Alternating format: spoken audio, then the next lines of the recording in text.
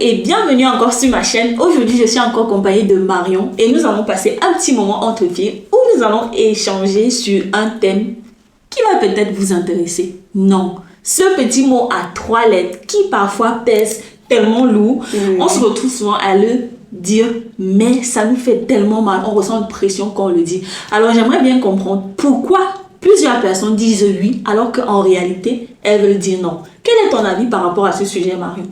Tout d'abord, merci, parce que c'est vraiment, je pense, un sujet qui touche tout le monde.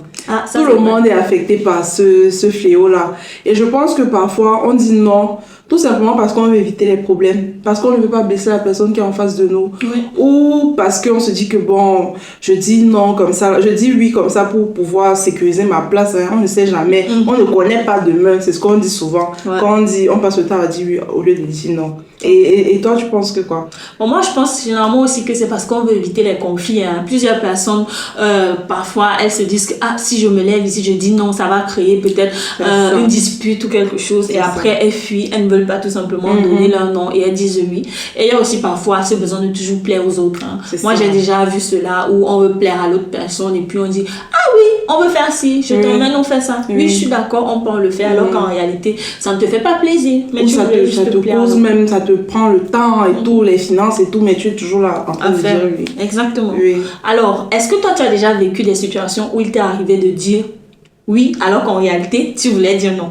Oui, franchement, je ne sais pas s'il y a quelqu'un qui n'a jamais fait ça. Moi, j'ai déjà dit oui, alors que dans mon cœur, c'était un gros non qu'il y avait. Ah bon? Oui, franchement. Mais comme anecdote, il s'agissait de quoi? Parce que ça peut être intéressant. Par exemple, c'était une amie.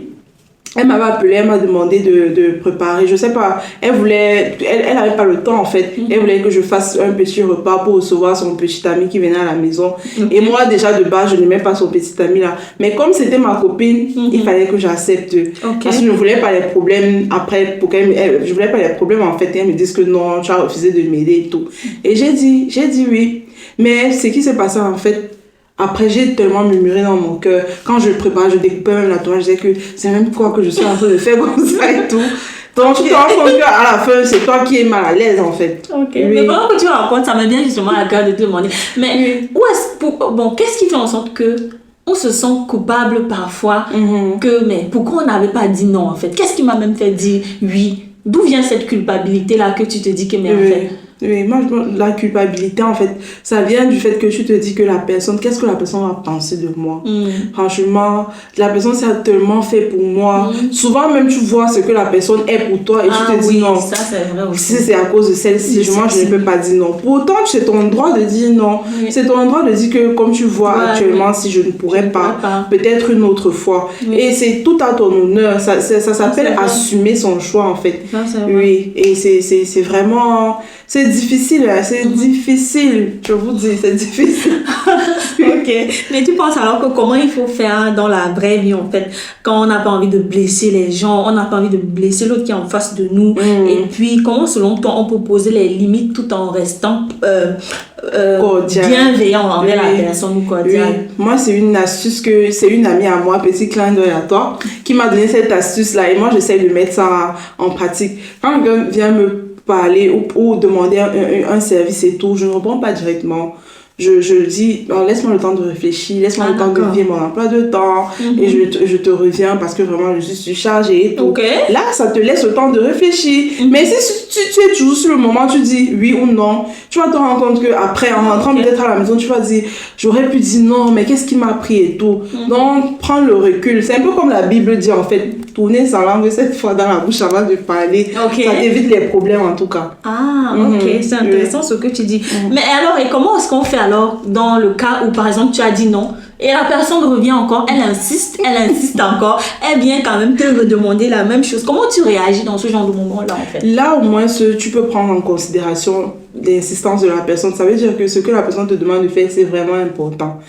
Et là maintenant tu peux dire oui, certes j'ai dit non et tout, mais je vois vraiment comment elle est dans le besoin et tout. Je peux me sacrifier pour cette personne. Là, maintenant, ton oui sera sincère. Ah, ok. Donc, je ne sais pas si tu vois un peu. Ton oui sera maintenant sincère parce que tu as vraiment reconnu qu'elle est dans le besoin et tu décides maintenant de l'aider. Ah, donc ça veut dire que, si je comprends bien ce que tu veux dire par là, c'est dans le sens où on ne doit pas rejeter encore quand on l'a insisté, on dit directement non. Oui. On doit prendre vraiment un temps de recul pour Oui, de se interroger, mettre à la place de l'autre, de comprendre le pourquoi Oui. en fait. Elle Oui. veut, elle insiste tant. Est-ce que c'est parce que elle veut, c'est assez important pour elle Oui. et ça l'aiderait vraiment au lieu de directement encore dire non en disant que mais c'est mon droit, comme on l'a dit tout à l'heure. Je peux aussi dire non.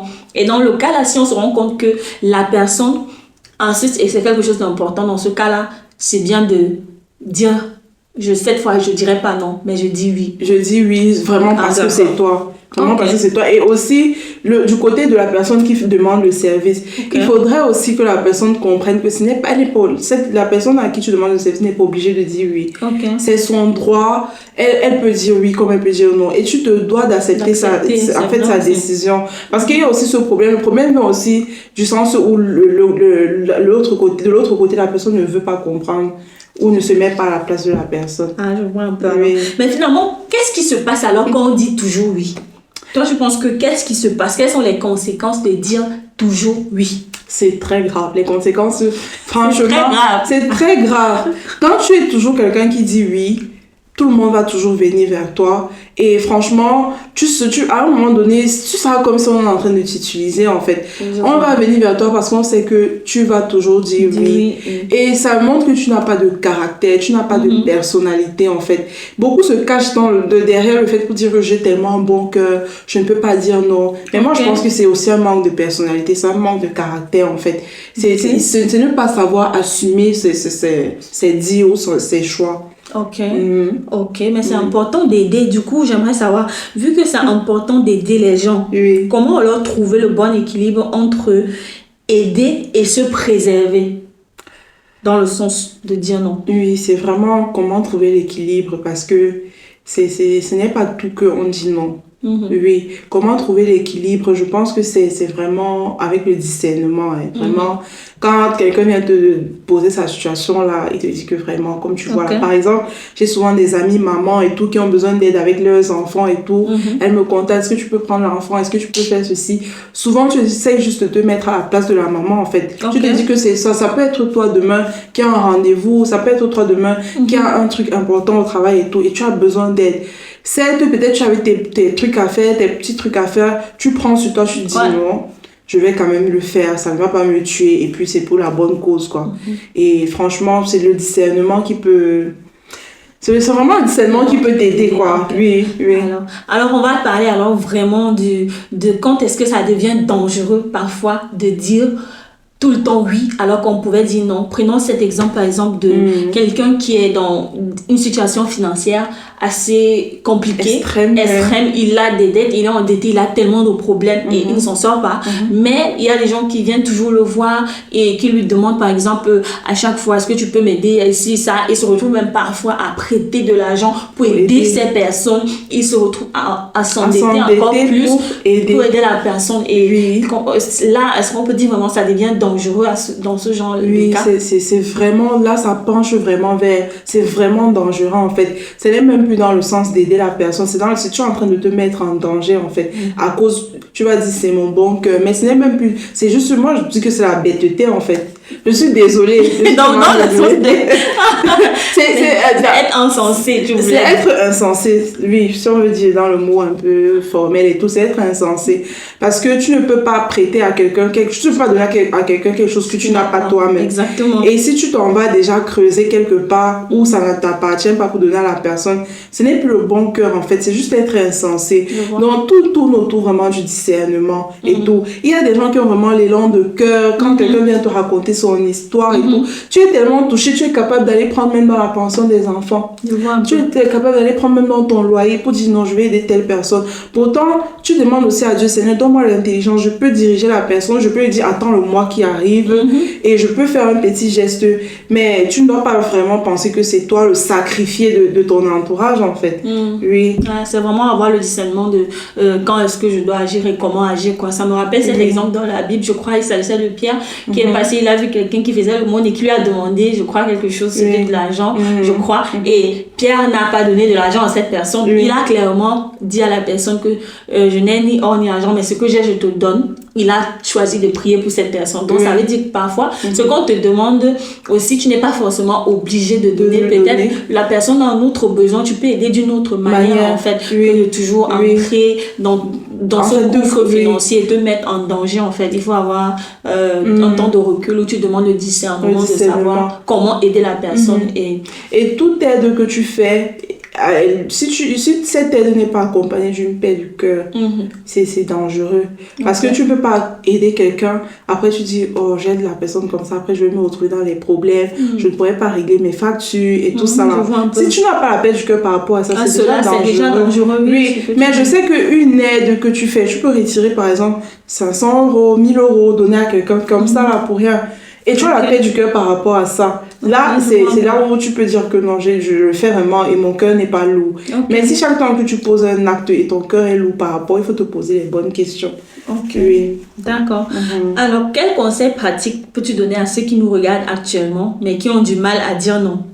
Quelques conseils simples que tu peux leur donner qui pourraient les aider. Oui, donc comme j'ai dit tantôt, j'ai donné mon astuce au début de l'émission.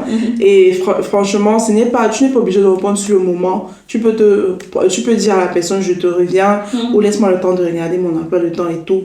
Et quand tu auras mûri ta réponse, tu viens donner. Là, ça sera une réponse mûrie et réfléchie. Maintenant aussi, apprends juste à assumer tes décisions. Apprends juste, comme on dit, à accepter le retour, comme on dit, d'avoir dit non, en fait.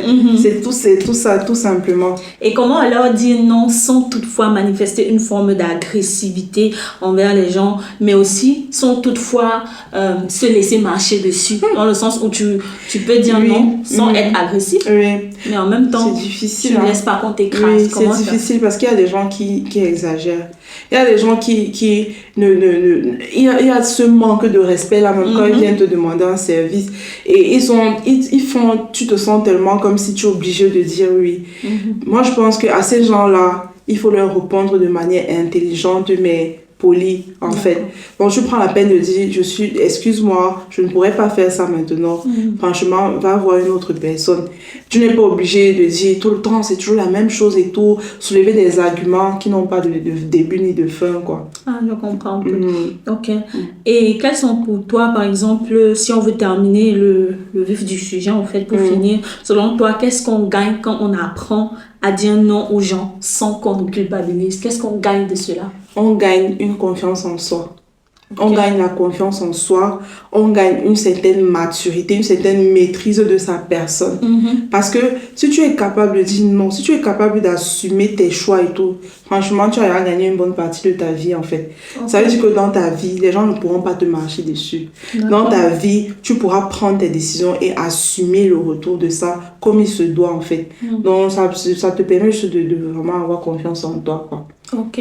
Donc on comprend que dire non, ce n'est pas forcément rejeter les gens comme tout le monde le pense. Parfois c'est aussi juste se choisir aussi soi-même quoi. Et c'est une bonne chose parfois de le faire aussi. Et aussi apprendre à dire non n'est pas forcément quelque chose de mauvais.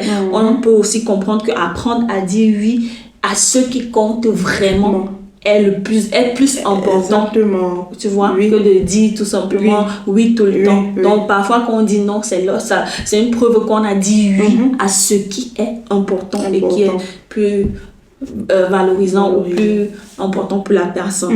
D'accord. Merci à toi Marlon d'avoir partagé avec nous ta vision sur ce sujet. Vraiment, on se retrouve encore prochainement où nous débattrons sur un sujet vraiment par la grâce de Dieu assez intéressant. N'hésite pas à t'abonner, à liker et à commenter et à nous envoyer tes points d'amélioration, ce que tu penses de pourquoi on dit non. Si tu as quelques astuces aussi à donner, laisse dans les commentaires et nous pourrons bien sûr partager avec tous qui nous écoutent. Merci. À bientôt.